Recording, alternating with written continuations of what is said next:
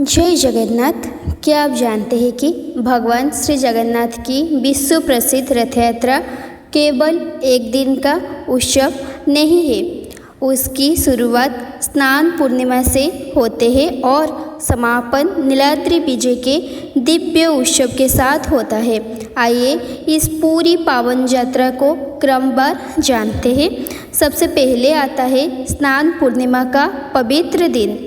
इस दिन भगवान जगन्नाथ बड़े भाई बलभद्र, बहन सुभद्रा और सुदर्शन चक्र को स्नान वेदी पर लाया जाता है। परंपरा के अनुसार 108 पवित्र कलश के जल से उनका महाअभिषेक किया जाता है।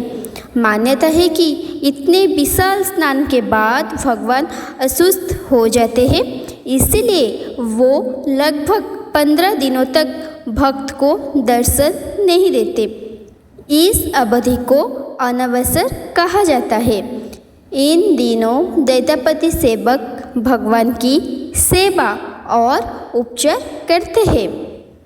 अनवसर के बाद आता है नव यौवन दर्शन। इस दिन भगवान नए और दिव्य स्वरूप में भक्त को दर्शन देते हैं।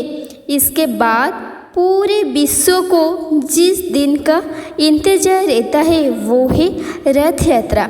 आषाढ़ शुक्ल द्वितीया के दिन भगवान जगन्नाथ नंदीघोष रथ पर, बलभद्र तालध्वज रथ पर और माता सुभद्रा दर्पदलना रथ पर विराजमान होकर श्री मंदिर से गुंडीचा मंदिर की ओर प्रस्थान करते हैं। लाखों करोड़ श्रद्धालु रस्सी खींचकर स्वयं को धन्य मानते हैं। गजपति महाराज द्वारा किया जाने वाला छेरा पहरा ये संदेश देता है कि भगवान के सामने सभी समान है। गुंडीचा मंदिर में भगवान 7 दिनों तक विराजित रहते हैं। इसे भगवान की मासी माँ के घर प्रवास के रूप में भी देखा जाता है। देश विदेश से आए लाखों श्रद्धालु इस दौरान भगवान को दर्शन करते हैं। उसके बाद आती है बाहुड़ा यात्रा, अर्थात भगवान की श्री मंदिर वापसी।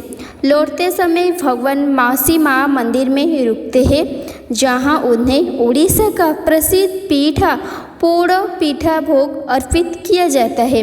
ये परंपरा सदियों से चली आ रही है।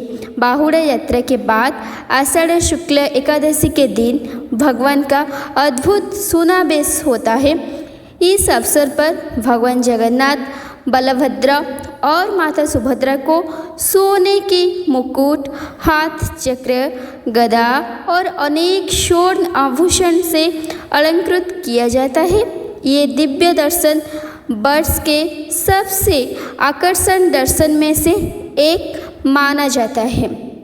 अगले दिन होता है अधरपना की विशेष परंपरा। भगवान को रथों पर विशाल मिट्टी के पात्रों में मीठा पेय अर्पित किया जाता है। मान्यता है कि ये भोग भगवान के साथ रहने वाली अदृश्य देवताएं और पार्श्व देवा देवी के लिए होता है। भोग अर्पित करने के बाद इन पात्रों को तोड़ दिया जाता है, जो इसे अनूठी परंपरा का महत्वपूर्ण भाग है। अंत में आता है नीलाद्रि विजय, जो रथ यात्रा का अंतिम और अत्यंत भावुक उत्सव है। लोक कथा है के अनुसार जब भगवान जगन्नाथ लौटते हैं तो माता लक्ष्मी उनसे रुष्ट हो जाती है, क्योंकि वो उन्हें साथ लेकर नहीं गए थे। माता लक्ष्मी श्री मंदिर का द्वार बंद कर देती है। तब भगवान उन्हें रसगुल्ला अर्पित करके उनका मान भंजन करते हैं। उसके बाद माता लक्ष्मी प्रसन्न होकर भगवान को मंदिर में प्रवेश करने देते हैं। ये परंपरा प्रेम, विश्वास, सम्मान और रिश्तों की मधुरता का प्रतीक मानी जाती है।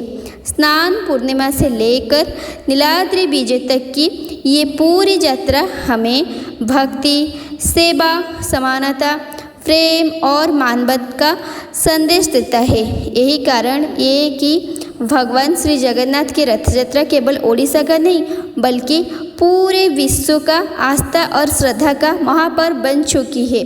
जय श्री जगन्नाथ भगवान जी।